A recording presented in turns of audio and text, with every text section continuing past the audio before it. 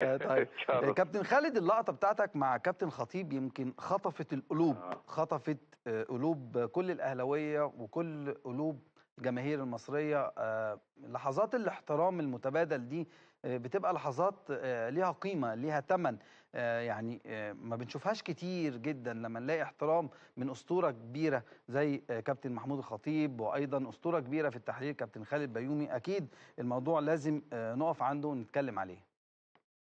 ربنا يخليك يا كابتن، يا رب رب يخليك. الاحترام طبعا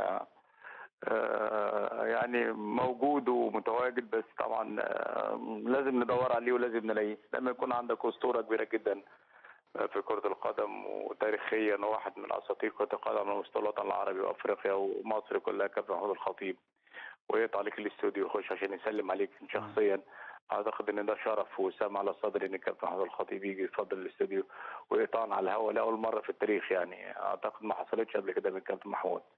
وبالتالي احترام الاسطوره واحترام الشخص المتواضع الكبير كابتن محمود لابد ان نقف له كلنا احتراما على ما قدمه وما يقدمه للكره المصريه وللنادي الاهلي.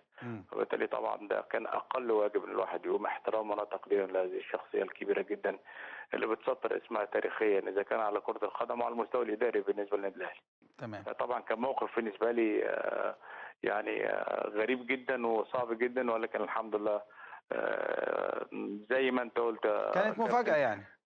مفاجأة. وفكرة الاحترام الحمد لله، يعني الحمد لله الناس كلها بتحترمك والناس كلها بتحترم كابتن محمود الخطيب، وده وسام على صدرنا ان يكون في لعيب بقيمة واخلاق كابتن محمود الخطيب موجودة في مصر طيب. وفي الوطن العربي. قبل على ما فكرة يعني على فكرة الوطن العربي كله بيتشرف بكابتن محمود الخطيب. طبعا طبعا. مش قادر افهم ولا استوعب مصر، يعني مصر يعني بعض الجماهير في مصر لا تقدر ولا تستوعب قيمة محمود الخطيب خارجيا، وبالتالي محمود الخطيب يبقى محمود الخطيب واحد ممكن من أهرامات اختلف كرة معاك يا القدم المصرية. كابتن خالد.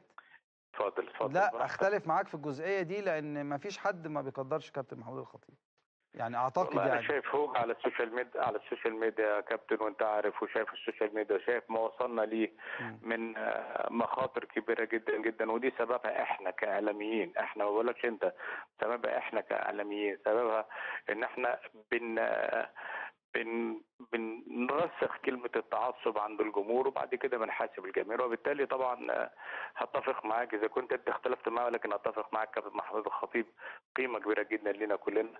وزي ما بقول لك هي الفكرة كلها أن الكابتن محمود الخطيب يقدر عربيا وأفريقيا وحتى الأجواء عالميا في التوقيت الحالي، وبالتالي لابد من تقديره في كل جزء من الكرة المصرية وإدارة كرة القدم المصرية. طيب.